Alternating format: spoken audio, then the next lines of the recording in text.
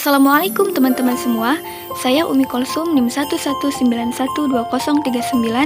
Jadi di sini saya akan menjelaskan salah satu materi hukum acara perdata yang diampu oleh Ibu Nur Hakimah SHMH. Yuk disimak.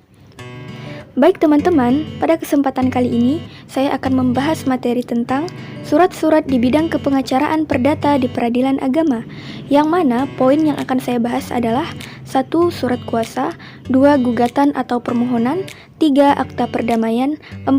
Surat jawaban gugatan dengan eksepsi dan rekonvensi, 5. Replik duplik, 6. Surat pembuktian, dan yang terakhir adalah surat putusan. Baiklah, langsung saja kita masuk kepada poin yang pertama, yaitu surat kuasa.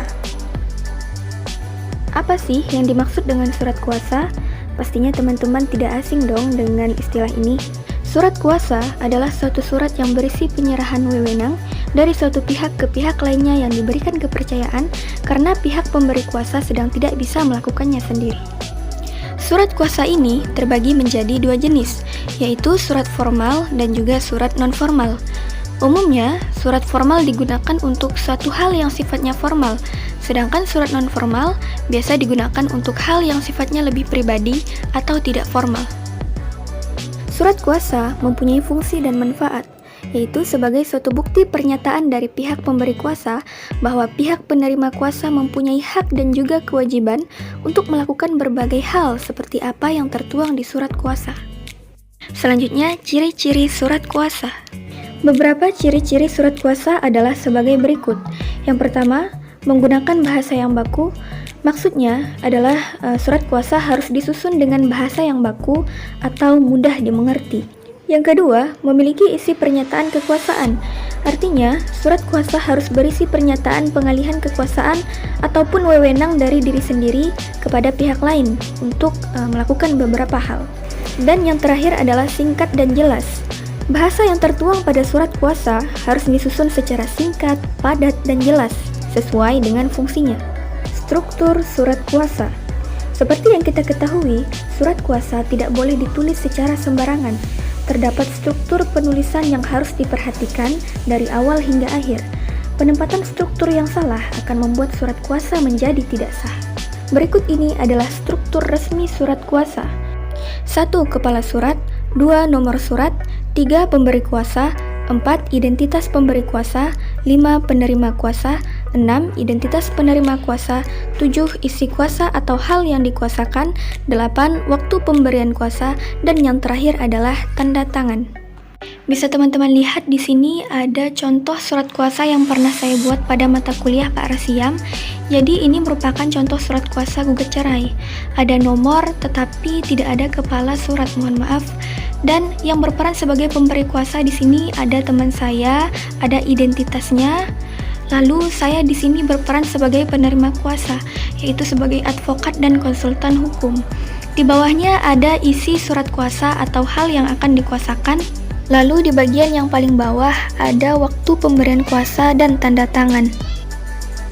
Gugatan atau permohonan. Tentunya, gugatan berbeda dari permohonan. Gugatan merupakan suatu surat tuntutan hak dalam permasalahan perdata yang di dalamnya mengandung suatu sengketa dan merupakan landasan dasar pemeriksaan perkara yang diajukan kepada Ketua Pengadilan Negeri atau Agama, di mana salah satu pihak sebagai penggugat untuk menggugat pihak lainnya sebagai tergugat.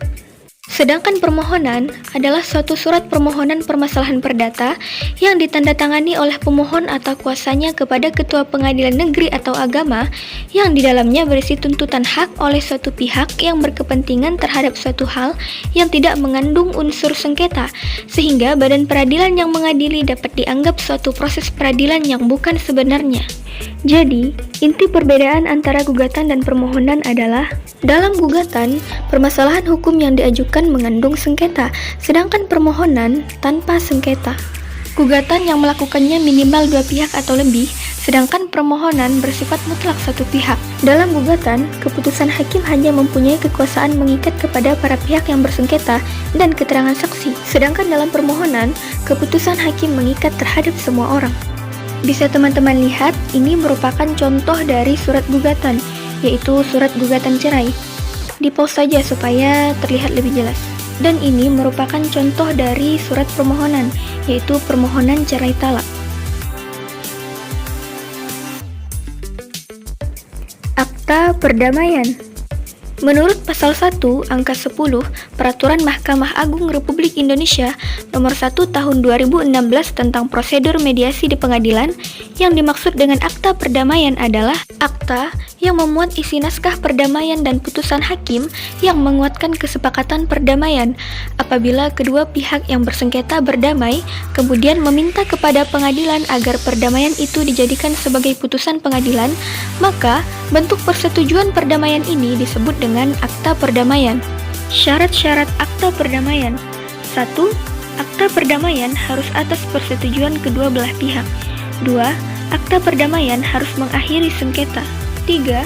Akta perdamaian harus atas dasar keadaan sengketa yang telah ada. Dan yang keempat, bentuk akta perdamaian harus secara tertulis. Berikut ini adalah merupakan contoh dari akta perdamaian. Surat jawaban gugatan dengan eksepsi dan rekonvensi. Surat jawaban gugatan ialah salah satu tahap dalam proses pemeriksaan perkara perdata dan dilakukan sesudah gugatan dibacakan oleh penggugat pada saat persidangan. Pembuatan jawaban atas gugatan ini tidak jauh berbeda dengan pembuatan surat gugatan, tapi perlu diperhatikan bahwa ada sedikit perbedaannya. Dalam jawaban atas gugatan perdata, maka akan ada pernyataan penolakan atau tangkisan atau yang disebut eksepsi di dalamnya. Bisa jadi juga terdapat pengajuan untuk melakukan gugatan balik atau rekonvensi terhadap perkara. Contoh surat jawaban gugatan eksepsi. Contoh surat jawaban gugatan rekonvensi.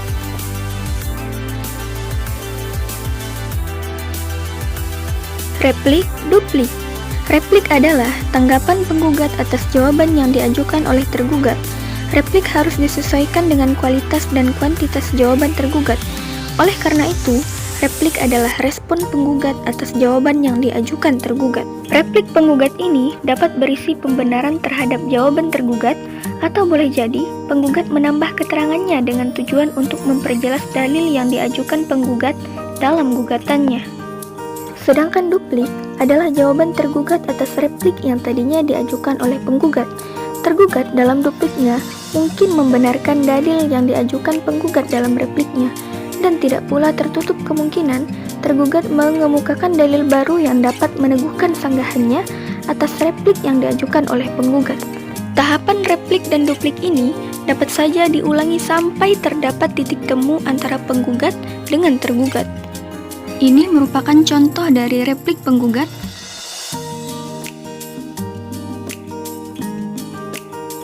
Dan ini merupakan contoh dari duplik tergugat.